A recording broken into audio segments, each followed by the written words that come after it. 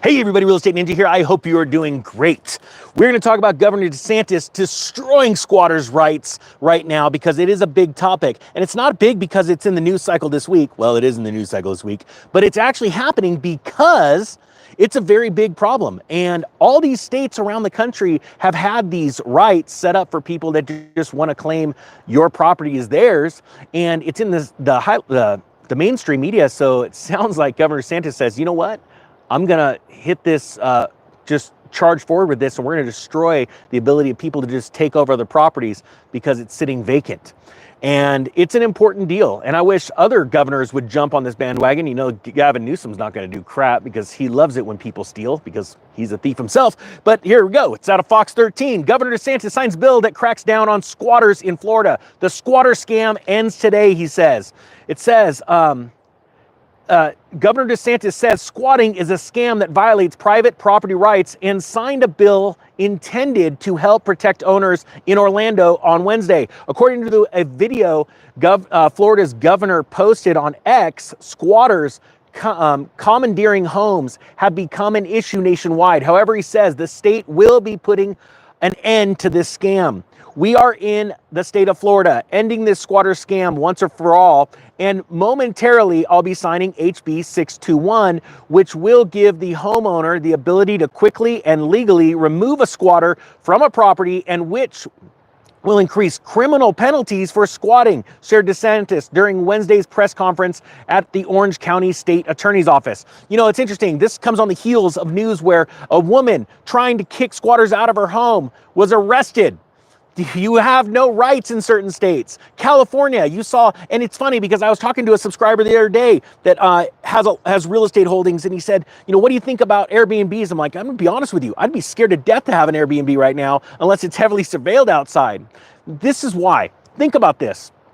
You have a situation where you have homes that are listed on the on a website, on the internet for anybody to see, and it shows that they are vacant most of the time. Somebody just needs to walk right up, get inside and go, I'm here. Especially like in California where you have this wealthy dentist that had this massive mansion down in LA, and he had somebody that legally went in as like an Airbnb or VRBO tenant and then just stopped paying. They started with a payment, started the contract. The person was in there legally at that point and then changed their mind and said, I'm just not going to leave.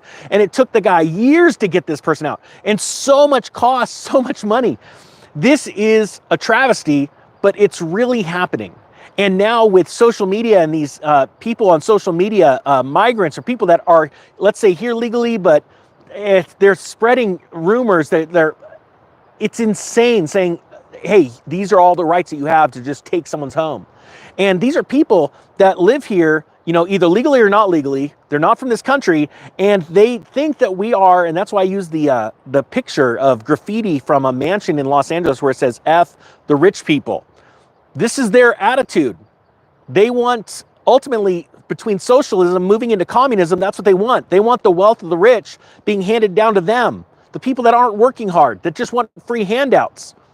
This is like a real serious thing. Think about it. When Obama was president, we were in a position where it's like, hey, remember, the Democrats voted to force all of us to pay for insurance so they could take the money and give it free insurance to people that don't live in this country, don't produce. This is becoming a very serious situation. Well, here's the Ron DeSantis thing. Does your house belong to you? Or if you are not using it, can someone just come in, squat for a period of time, and then claim that they have a right to be there? This so-called squatter scam is something that's happening around the country. There's even videos telling people how to go in and take over an empty house. That was never how the law was supposed to work. Right. And in Florida, we are going to take action today to end this scam and to protect the private property right. This is awesome.